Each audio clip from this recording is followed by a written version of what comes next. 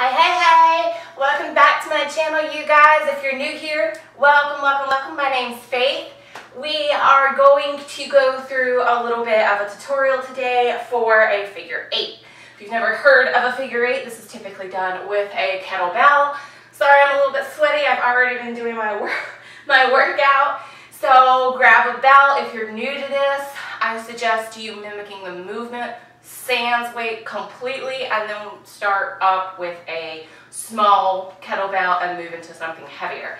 Today I am using a 9 kilo, or I think it's a 20 pound, yes, a 20 pound to do my figure eights and to show you guys. So let's go ahead and get started. Now, if you were doing a figure eight, so you do want your, when you're using a kettlebell, you do want your kettlebell set up similarly. Can you guys see that?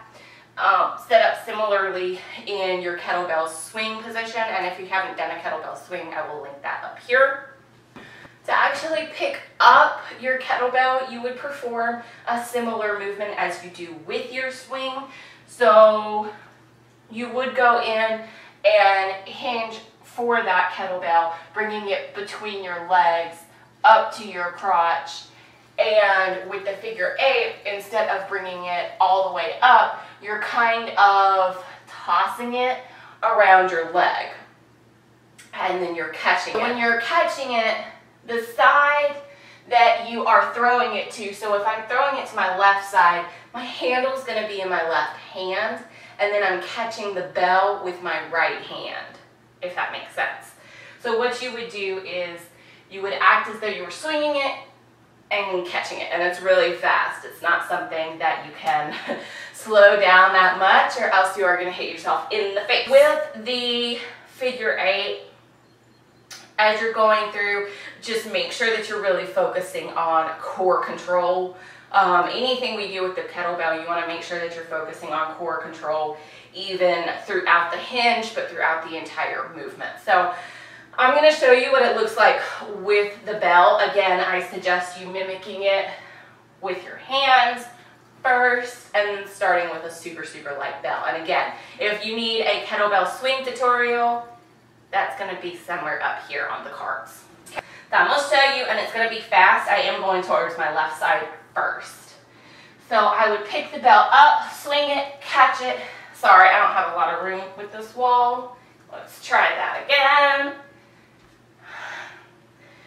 So we are swinging, catching, boom.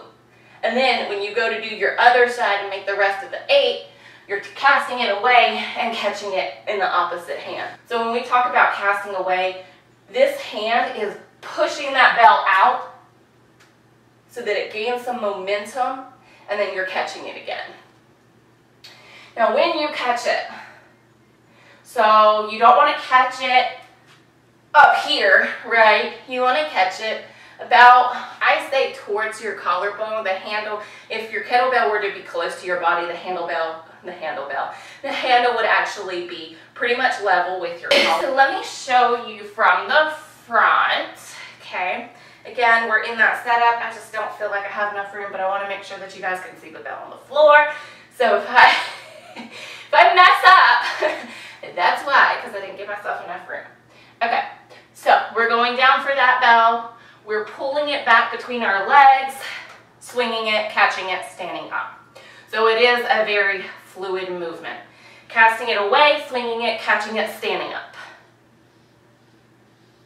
Wow, that's a loud bird. Now you want to give yourself enough room on the handle. So you can see with my handle how my hand is. I'm only covering like half the handle. I'm not in the middle. If you're in the middle, when you go to catch it with your opposite hand, it's not going to have enough room. Okay, so play with it a little bit. It takes a little bit of practice. It took me a while to get used to the figure eights. Play around with it. And let me know if you have any kind of questions in the comments below. Please like, comment, share, subscribe. Thank you guys.